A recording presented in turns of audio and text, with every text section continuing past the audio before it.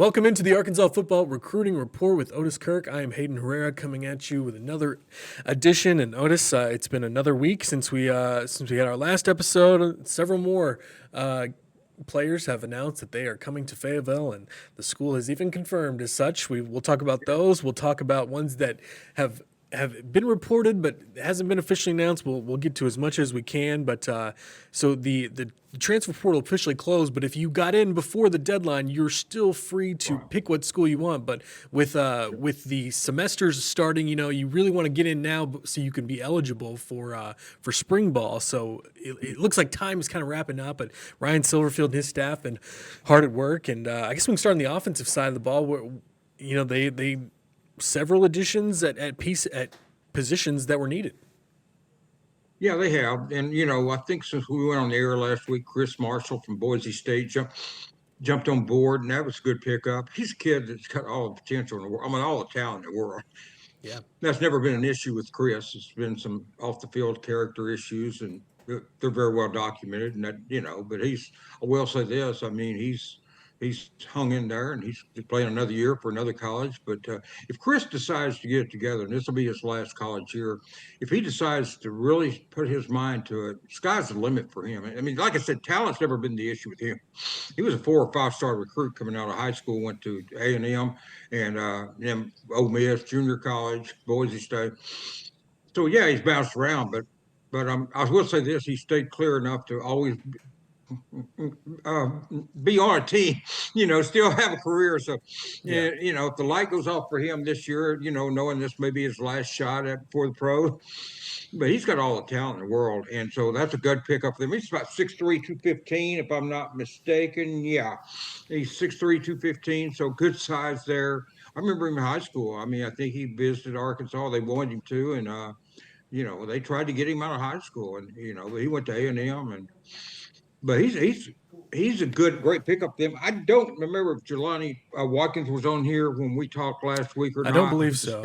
LSU. Yeah, I don't think he was. But he's just the obvious 5'10", 162, not nearly as big as Marshall, but he is super fast, man. This kid, he's going to run track for Arkansas too.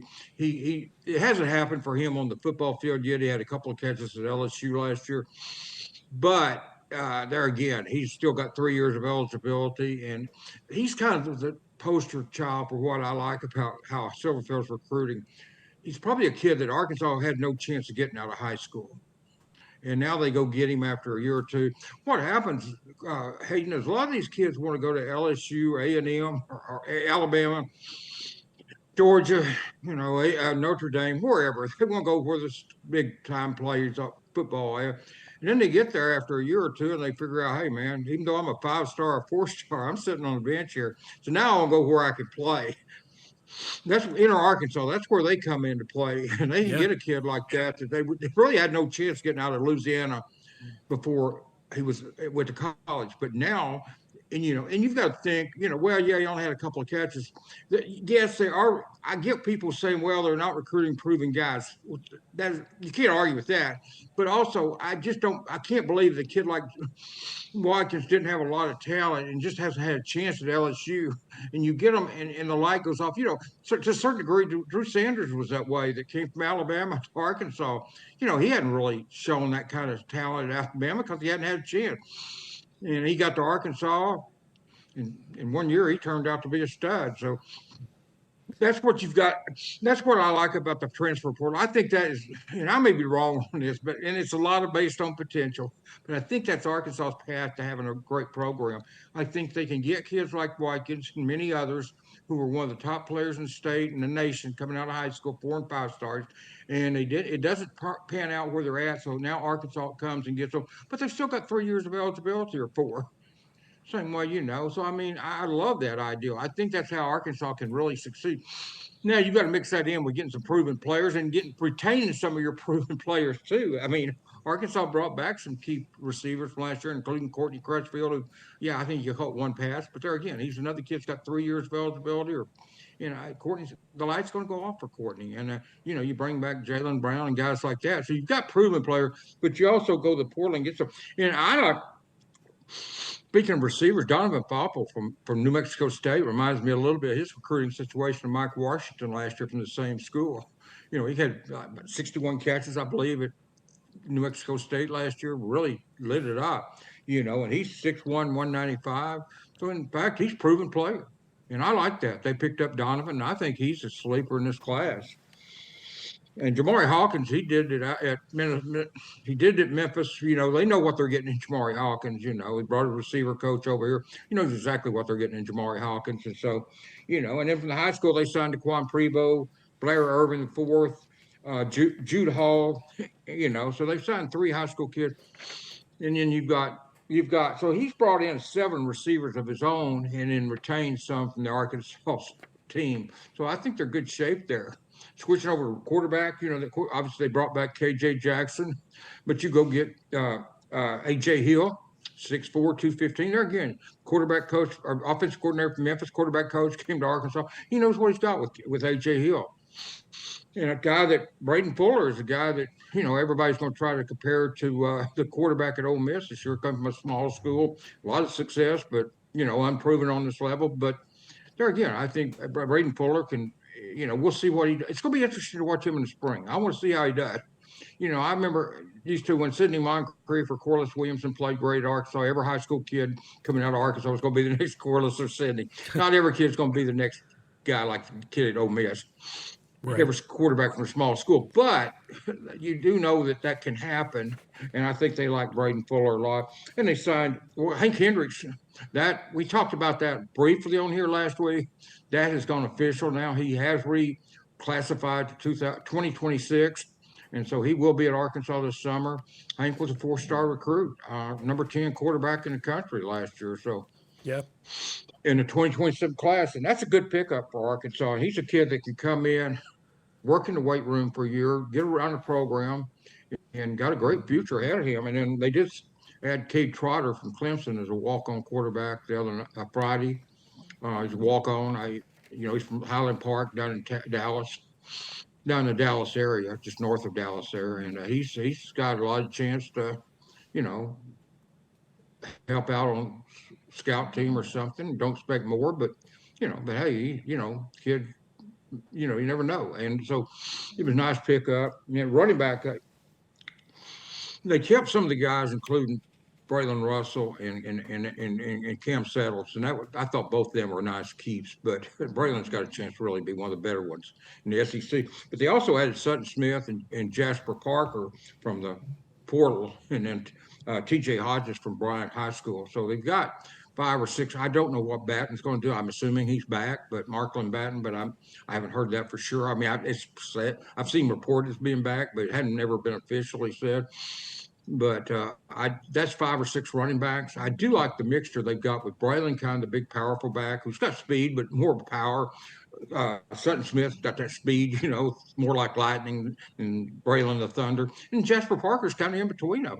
6 foot, 205, can kind of in between there. So, I think they've done a good job, solid job with the running back room. And Cam Settles can help them too, and he's got a lot of future, a lot of football ahead of him. And he's not as old as these guys, but he's obviously got talent. And then tight end, they've signed, and I'm kind of enamored with Ty Underwood at tight end from Boston College, Hayden. Mm-hmm. He has 2 catches this year at Boston College, but man, he was the number 2 player in Tennessee coming out of high school. Went to Alabama. It didn't work out for him. But he's a kid, and maybe I'm just being stubborn on this, but I still think the light's going to go off for him, and Arkansas is going to get a guy. People are going to go, where was he at these last 2 or 3 years? He's 6'4", 245, and I really like Ty Underwood. I think he's got a chance to really help that room with Platt and the other guys they've got there, Garrettson and McKay, the other ones.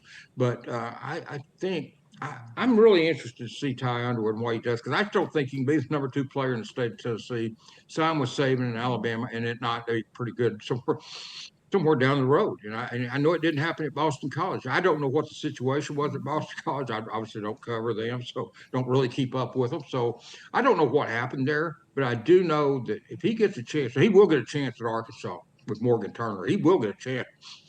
And he's somebody I think the light's going to go off at Arkansas with Ty Underwood. I really do. I like him a lot.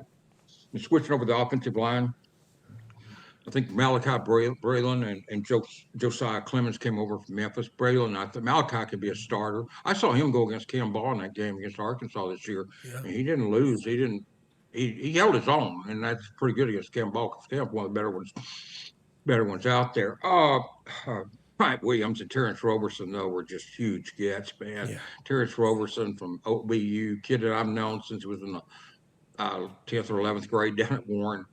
Great person, man. Great mother, just great family, and didn't have the offers out. I don't know what I saw that the colleges didn't see because I thought he was great in high school. I thought he was the great best one at the camp, but they didn't offer him. They offered him a walk-on spot. He went to OBU and shined, and he's got 3 years of eligibility. And Bryant Williams is a freaking stud, man. I mean, that's the only way to put it. That kid's 6'7", 335. It ain't potential with him. He's done it. He's going to do it again. He could be one of the best in the SEC. They really got hit a home run. They didn't hit a home run. They hit a grand slam there, man. Bases loaded in the grand slam. Man, circled the bases twice on that one, man. Bryant Williams is good. And then, of course, Aiden Hawks. Adam Hawks is a kid that 6'5", 305 at Oregon State. Started 2 games for them, got 3 years of eligibility. He's another one that I would say probably his upside, his potential, the future's the best for him. He's got some good upside, so I like him. And Davion Weatherspoon, they signed yesterday. Somebody will say he's only 6 foot tall, but he's 303 pounds, man. That was all conference kid in the MAC. Started for Ohio for 2 years. And it's all conference in the MAC. I get that's not the SEC. I fully get it. But all I know, if you're one of the best players in the MAC, you can play at a lot of schools. They used to go. A lot of kids from the MAC have gone on and played in the NFL. So it's not just like they don't play football there. But Davion Weatherspoon is a kid that's solid, older kid. You plug him in there at guard if you need him. Now, I know Malachi Breland and Kobe Branham are going to be hard to beat out at those guard spots. But boy, it doesn't hurt to have a rotation piece like Weatherspoon, and that was a nice pickup. That was a little bit. I wasn't surprised, but it was kind of a nice addition. They've signed 4 players out of high school. Tucker Young we've had on here, Hugh Smith we've had on here, and then they added Ben Mabinga and Corey Clayton. Mabinga's brother, Paul, went to Nebraska. I think what happened there was I was told that Arkansas couldn't promise him a starting spot. I mean, I don't see how he could with Bryant Williams, Terrence Roberson, and some of the other guys they've got at tackle. I just don't, I don't see him starting at Arkansas, and I think that's why he went to Nebraska. I may be wrong on that, but yeah. But anyway, I'm sorry, man. My dog's seeing a sidewalk dog. But anyway, but yeah, I think what I'm getting at there on the offense, we've talked about every position, and I think they've met their needs at all those positions. I can't look at one position. I mean, look, you could obviously use more linemen. You can't never get too many linemen on either side of the ball. I get that. But I mean, Silverfield and his staff have brought in 4, 3, 6, 11, 10 guys. And, and then they've got some coming back, and so that's quite a few offensive linemen. So they're good numbers wise, they're okay there.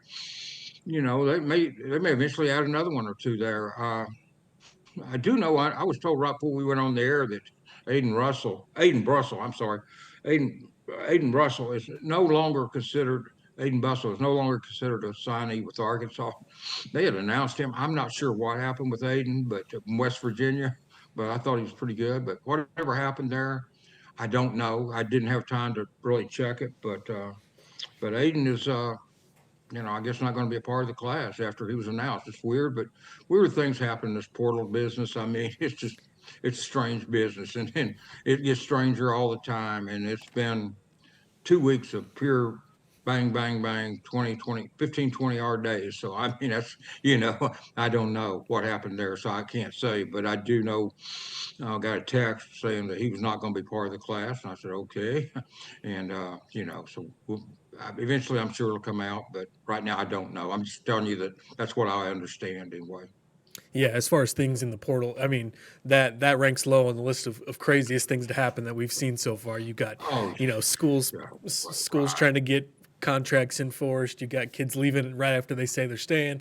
It's been nuts. Yeah. So yeah, Well, yeah. Go ahead. yeah, you see this with quite a few schools. That's not limited to Arkansas and Hayden. I mean, this has happened. I've seen this with 3 or 4 schools, and you got Ole Miss and LSU fighting because they say giving leaking to the returning players at Ole Miss what the new players are getting and trying to cause trouble there. So yeah, it's a cutthroat business, to be honest with you. And I did see a tweet by Aiden Friday. You and I talked about this before going there, and maybe it meant nothing, but he did say trials and tribulations, something to the extent trials and tribulations for a result of God, and you got to understand it or something. So I didn't think anything. I mean, I don't try to read these kids' minds. I mean, I put stuff on there that I'm hoping nobody's trying to read my mind because I don't even know what I put on there. But anyway, I don't. But now that I think about it, that tweet may have actually meant something. And so, and I don't know that, but I'm just saying, he did tweet Friday trials and tribulations, result of God's work and stuff. And so, so maybe it meant something, but whatever. I mean, good luck to him. He's a good player. I liked him. I thought it was a nice pickup for Arkansas. I didn't think he could start here, but I thought it was a nice pickup. And like I said, you get depth, and not everybody has to be a starter. I don't know. Davion Weatherspoon will be a starter, Hayden, but man, the kid's solid. He's a solid all conference MAC player, and if he is his first regard off the bench, so be it. I mean, it's not like Kobe or Malachi or somebody couldn't get hurt, and maybe he wins one of those jobs. I'm not into that. That's what spring ball is for. But I'm just saying that not everybody has to be a starter. You got a guy that's been all conference wherever he was at.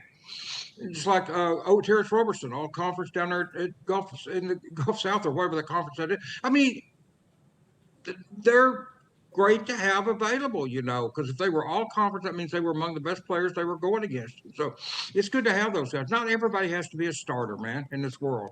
But you've got to have depth. People will get hurt. They get hurt all the time. And and the more depth you've got, the better off you are. And especially on the lines, because those guys you just never get too many of them. People ask me, they taking too many of these guys? And I said, they never take too many linemen for my liking. Because one thing, kids that have the academics, the talent, the size, the character and stuff to play on the offensive, defensive line in college don't grow on trees. And that's why when somebody's out there, everybody wants them. And that's why I say they don't grow on trees. And if you can get them, you take them. And you worry about who's going to start. That's what spring. You let them decide that anyway. That's not for me or you or anybody in the media to decide who's going to start. I'm just saying, I think it'll be hard for anybody to beat out Kobe or Malachi at guard. But then again, that's why you have spring ball. That's why you have a month before the season starts in fall. You have preseason, maybe 20 days, whatever it is. And that's what those are for. It's not for me, but I'm going to be there if Kobe's a starter, if he's fifth straight, I'm going to be there. So it doesn't matter. But I'm just saying, but I do think those guys will be hard to beat out because they're really good. But then again, if you've got somebody even pushing them, I think if you've got somebody and this doesn't relate to guard, this is every position. If you got somebody pushing you, you're going to be a better player, Hayden. That's why I think every position, if you've got a starter, but somebody's pushing him, that makes everybody better, man. They go to practice. They can't coast. You go have a bad day, that guy may move ahead of you on the depth chart. And that's every single position on every single team in the country. And I've seen people get complacent when they were the only player. And I remember they used to talk about this.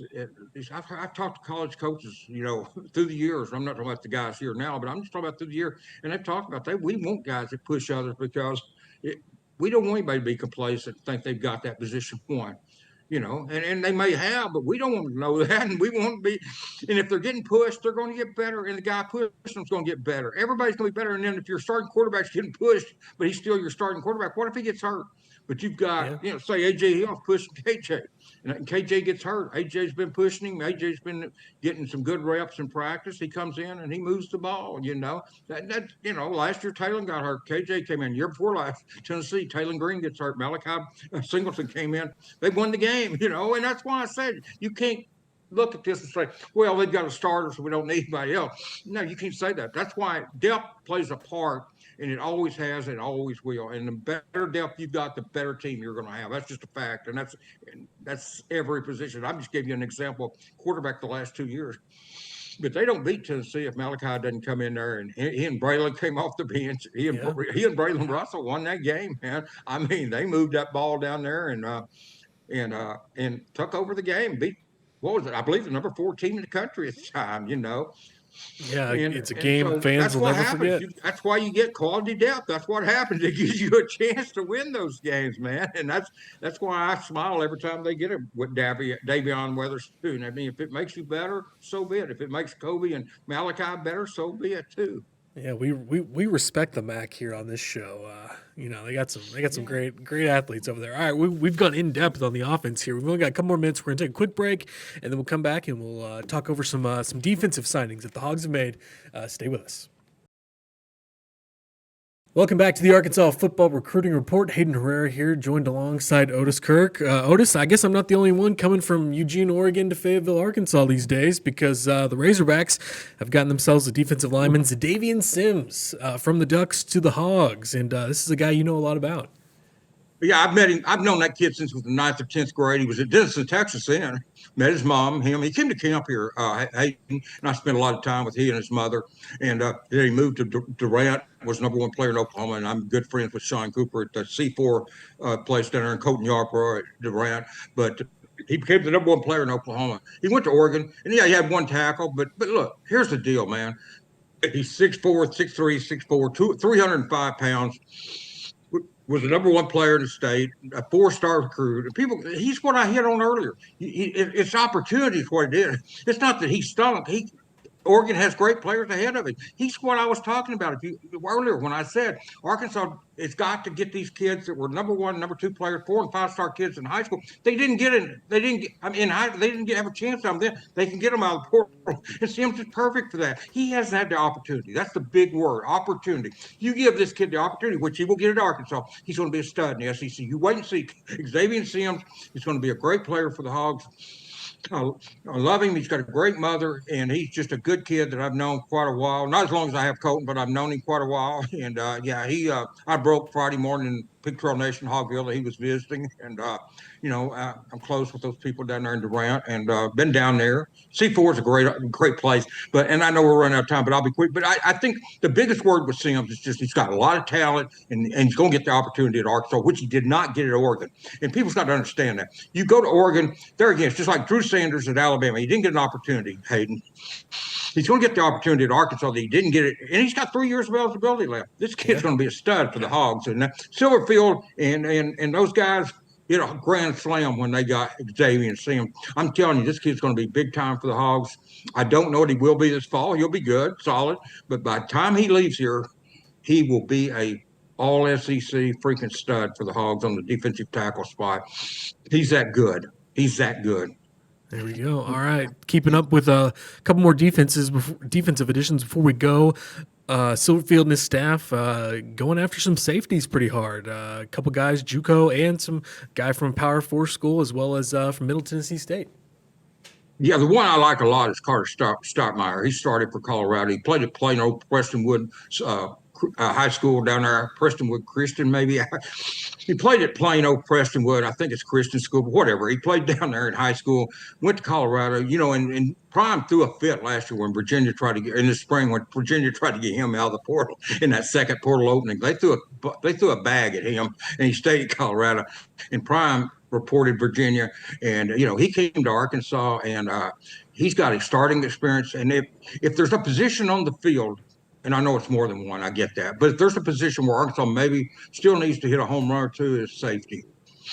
I like Christian Harrison from Cincinnati, and I like Carter Stoutmire from Colorado. Caleb Beasley would go a long way from Tennessee, would go a long way.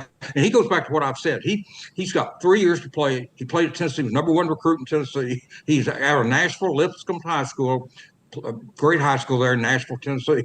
Number one player at that state, went to Tennessee. He played quite a bit. He had 25, 30 tackles for Tennessee this year. But Caleb's 6'1", 200, and they're trying to get him. He visited over the weekend, and I haven't seen where he signed with anyone yet. And I tell you what, you and I were talking off the air, and I like John House quite a bit. The House kid played at Vanderbilt and then went to Middle Tennessee. I like him. I think he's solid. I don't know that he'd be a starter, but I don't know that he wouldn't be either. But I do know that he's a solid player back there at safety. And, when you talk of safety, you're probably talking Hog. I don't know what their terminology for that is, but Hog, free safety, strong safety, 3 positions almost at tackle. Yeah. And I feel good about Christian Harrison and Carter Stoutmire. that third spot, and they did get Miguel Mitchell back. We'll see if what that means.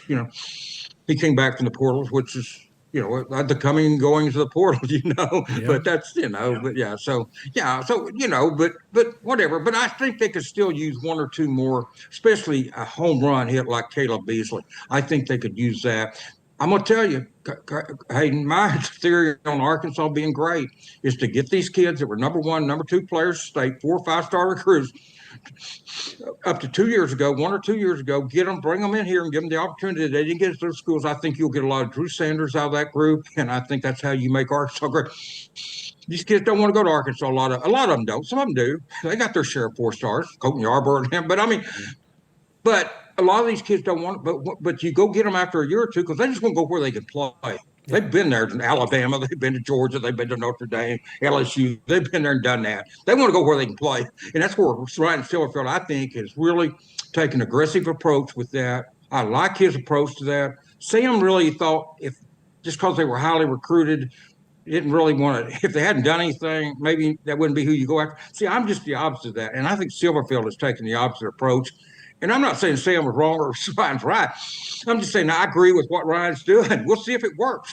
I know some people won't. Well, these guys are not proven. I get that. And maybe they're right. I'm not, I've been wrong a million times. It'd be a million and one. It won't be anything new. That's not a novelty when I get something wrong. I'm the poster boy for that. But I'm just saying, I agree with what Ryan's doing here, and I like that approach. We'll see if it works. Who knows if it's going to work? But I think it will, and I love that approach, and we'll see.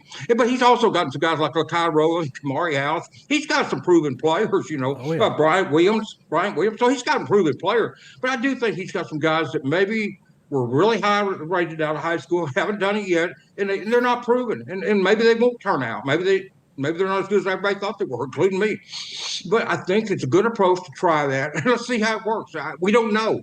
You can't tell me I'm wrong because I don't know it. But I can't say you're wrong either because I don't know. We'll find out who's right and who's wrong on this later on. But I like what SIlverfield's doing in that regard. I love that. I love it. A new era, a new approach, and spring football will be here before you know it. So we won't know the full answers then, but we'll at least get a sense of what we see out there on the field. Yeah. All right, Otis, thank you for the time. This has been another edition of the Arkansas Football Recruiting Report with Otis Kirk. I'm Hayden Herrera. We'll see you next time.